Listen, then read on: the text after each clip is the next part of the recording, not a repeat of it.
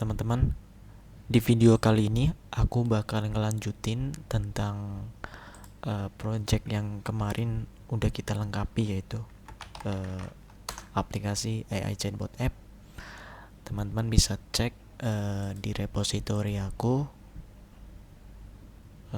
Repositorinya linknya udah aku taruh di deskripsi YouTube kemarin ya, atau nanti aku bakal taruh juga di deskripsi YouTube ini, video ini. Nah, teman-teman bisa cek di repository AI Chatbot App ini. Kemarin kita udah coba update dan perubahannya kita taruh di branch release ini. Nah, rencana kita bakal deploy dengan menggunakan platform bernama Vercel.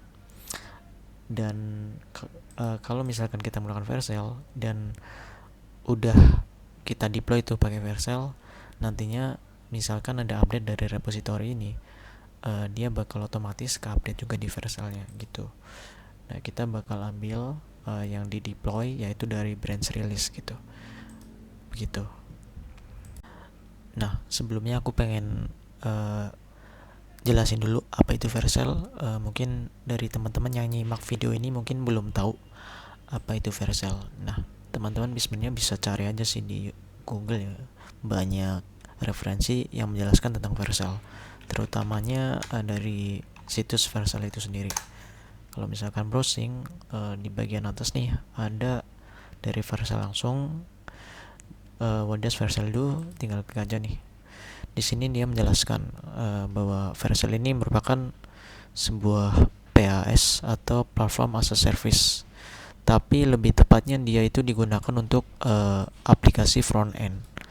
Makanya di sini dia menyebutkan bahwa Vercel itu front end as a service product.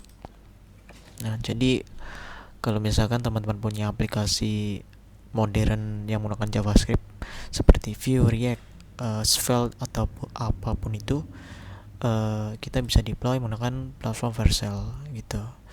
Nah, asal kalian tahu, Vercel ini khusus digunakan untuk front end, bukan untuk back end. Jadi kalau misalkan ada kebutuhan menggunakan back end, Vercel tidak digunakan untuk deploy aplikasi backend gitu.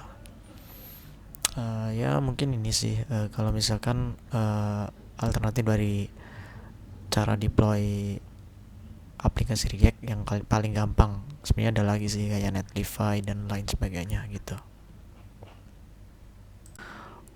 Mungkin bisa langsung aja kita lakukan deployment menggunakan platform Vercel ini. Nah, buka tab baru atau langsung ketikkan di address bar vercel.com.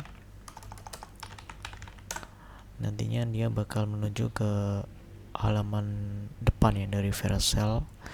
Nah, teman-teman bisa langsung login aja lewat login. Nanti teman-teman bakal ngelihat continue with GitHub, continue with GitLab, continue with Bitbucket, karena project kita ada di GitHub dan supaya loginnya lebih gampang kita pakai continue with GitHub. Nah, nantinya sebenarnya kalau misalkan baru pertama kali daftar Vercel, dia bakal kemungkinan bakal ini perlu permission, yang mana nantinya di pop-up itu muncul beberapa permission yang perlu di ACC atau di next gitu aja sih. Nah, kalau tidak berhasil, nantinya teman-teman bakal menuju dashboard dari project teman-teman. Kebetulan di sini aku udah ada beberapa project yang pernah aku coba deploy pakai Vercel. Nah, di sini teman-teman tinggal klik button add new. Nanti ada muncul beberapa pilihan. Teman-teman pilih yang project. Nah, kalau misalkan udah masuk, dia bakal otomatis ke sini nih, ngebaca Git repository dari GitHub teman-teman.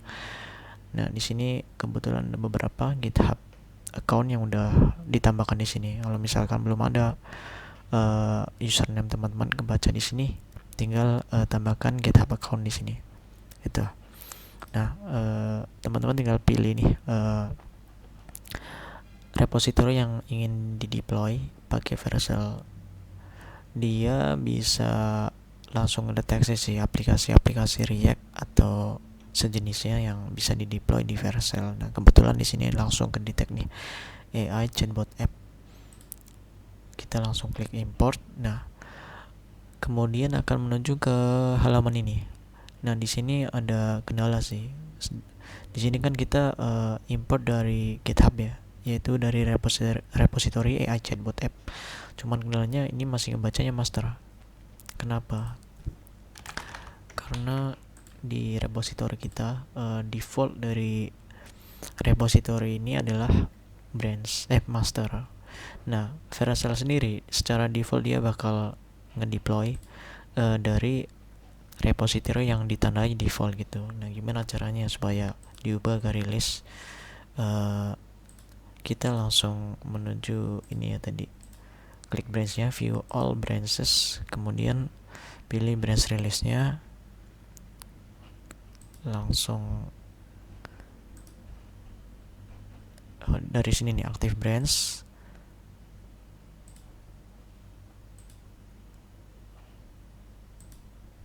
Atau dari settings sih bisa sih harusnya. Kita coba dari settings, kemudian code and automation branches, atau dari general. Nah, ini nih, default branch bisa, berarti teman-teman nggak bisa dari sini,